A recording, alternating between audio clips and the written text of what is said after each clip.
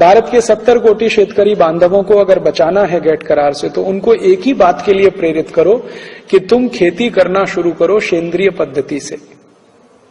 सेंद्रीय खत वापरो, urea, DAP, super phosphate बंद कर दो।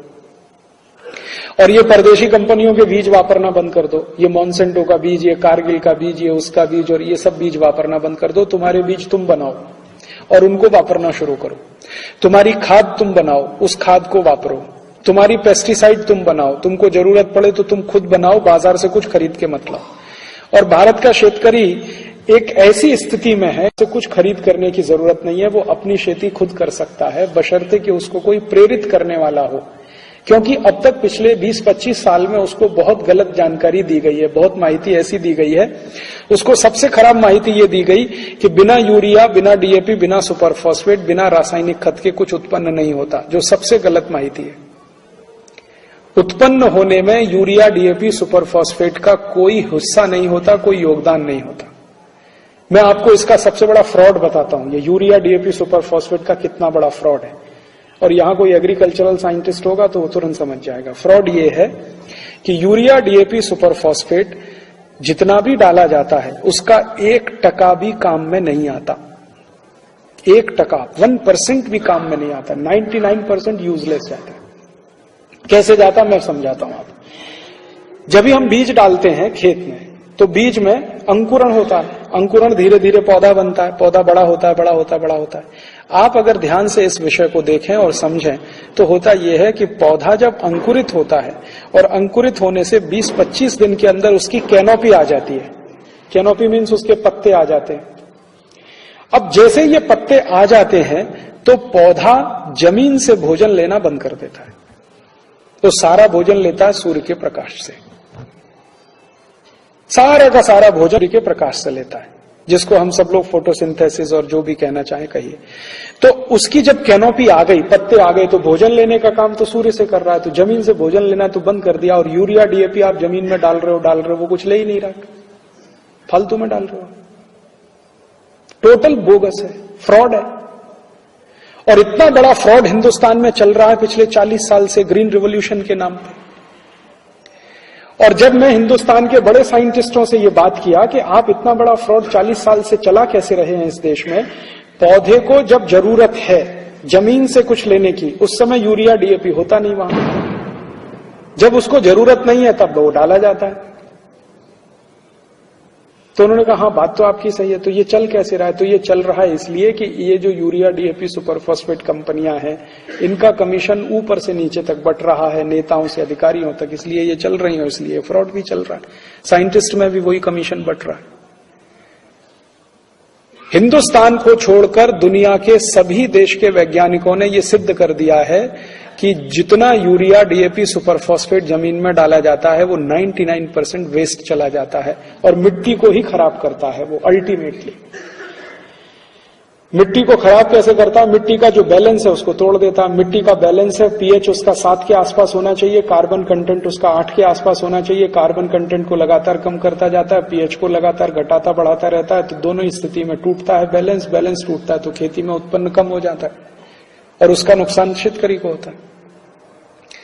तो यूरिया, डीएपी का इतना बड़ा फ्रॉड, और उससे भी बड़ा फ्रॉड पेस्टिसाइड का। ये जो पेस्टिसाइड और इंसेक्टिसाइड है ये इससे भी बड़ा फ्रॉड है। एंडोसल्फान डालो, मेलाथियान डालो, पैराथियान डालो, बेंजीन हेक्साक्लोराइड डालो, ये डालो, वो डालो। भाई क्यों डालो? तो कहते हैं जी कीट आया है। अच्छा कीट आया है तो ठीक है, किसी ने उसको बुलाया है तब आया, ऐसी तो नहीं आया। कीट आया है आपकी फसल पे, आपकी फसल को चौपट कर रहा है, तो किसी ने उसको बुलाया, या तो उसके लिए कंडीशन तैयार की है तो वो आया, अदरवाइज कैसे आता? आपके शरीर में कोई वायरस या विषाणु कैसे घुस जाता है? अनुकूल कंडीशन है तो घुस जाता है, अगर प्रतिकूल कंडीशन है घुस के दिखा दे कोई वायरस आपके शरीर में। इसको ऐसे समझने की कोशिश करिए, कोई एक डॉक्टर है, सवेरे से शाम तक 50 मरीजों के पास बैठता है, उनके श्वास से निकली हुई दुर्गंध को भी सूंघता है, लेकिन हर डॉक्टर को तो ट्यूबरकुलोसिस नहीं हो जाता। होता है क्या? ट्यूबरकुलोसिस का इलाज करने वाले किसी भी डॉक्टर को ट्यूबरकुलोसिस नहीं हो जाता। क्यों? उसका अपना इंटरनल बॉडी रेजिस्टेंस या इंटरनल सिस्टम ऐसा है जो आसानी से बाहर के वायरस, बैक्टीरिया से लड़ सकता है। ठीक है, आसानी से तो नहीं जाता, आसानी से प्रवेश भी नहीं करता, और वो फल भी नहीं दे पाता। इसी तरह से भूमि के साथ होता है, भूमि के साथ भी यही होता है कि आसानी से कोई भी वायरस और बैक्टीरिया आके किसी फसल को चौपट कर दे, ये तो तभी संभव है जब वहां पर उसके लिए कंड्यूसिव कंडीशन हो, माने उसको अपना काम करने के लिए अनुकूल वातावरण मिले, अन्यथा तो ये संभव नहीं है। और वो अनुकूल वातावरण कौन पैदा कराता है? ये यूरिया, डीएपी, सुपर फॉस्फेट। दुनिया के सभी वैज्ञानिकों ने यह प्रयोग करके देख लिया है कि जो भूमि में यूरिया, डीएपी सबसे ज्यादा डाला जाता है, उसी भूमि पे सबसे ज्यादा वायरल इन्फेक्शन होता है, बैक्टीरियल अटैक होता है, उसी में सबसे ज्यादा जंतु आते हैं, कीट आते हैं। तो वहीं आपको पेस्टिसाइड ज्यादा चाहिए। अब इसका सरल उपाय है कि यूरिया, डीएपी, सुपर फॉस्फेट डालना बंद कर दो, आपको जंतुनाशक की भी जरूरत नहीं है, कीटनाशक की भी जरूरत नहीं है। तो गेट करार से भारत के शेतकरी बांधवों को बचाने का अब सबसे सरल रास्ता है ऑर्गेनिक फार्मिंग, प्राकृतिक खेती, नैसर्गिक खेती। उसको जो भी नाम देना है नाम दे दीजिए, उससे कोई महत्व नहीं है, उसमें विवाद भी करने की जरूरत नहीं है। बिना रसायन की खेती, माने urea, DAP, super phosphate, endosulfan, malathion, parathion के बिना खेती करना इस देश का किसान जब शुरू कर देगा तो गेट करार की एक भी शर्त उसके ऊपर लागू नहीं होती। गेट करार में से ये रास्ता निकलता है।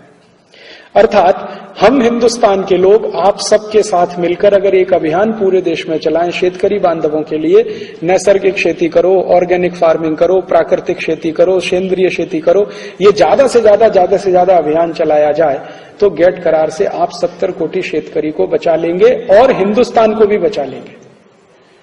क्योंकि हिंदुस्तान की माटी में ये तासीर है कि हम सेंद्रीय खेती कर सकते हैं, यूरोपियन लोग नहीं कर सकते, क्योंकि यूरोप की माटी वैसी नहीं है सेंद्रीय खेती करने लायक। सेंद्रीय खेती होने के लिए माटी की सबसे बड़ी विशेषता उसको सॉफ्ट होना चाहिए। यूरोप की माटी बहुत कड़क है, भारत की माटी बहुत सॉफ्ट है। भारत में संभव है, यूरोप में संभव नहीं है, इसलिए ये हमारे यहां संभव है।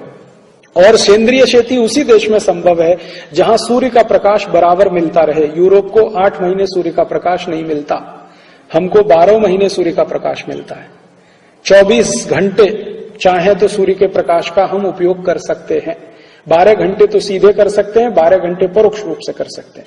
तो सूर्य का प्रकाश हमें हमेशा उपलब्ध है। बायोडायवर्सिटी हमारे पास अद्भुत किस्म की है, मिट्टी सबसे सुंदर दुनिया की हमारे पास है, हमारे पास पानी की भी व्यवस्था ठीक ठाक है। बस हमारे शेतकरी बांधव का मानस बदलने की जरूरत है, मन बदलने की जरूरत है, और वो सेंद्रीय खेती की तरफ आ जाए, ऑर्गेनिक फार्मिंग की तरफ आ जाए, तो गेट करार से बचने का रास्ता है।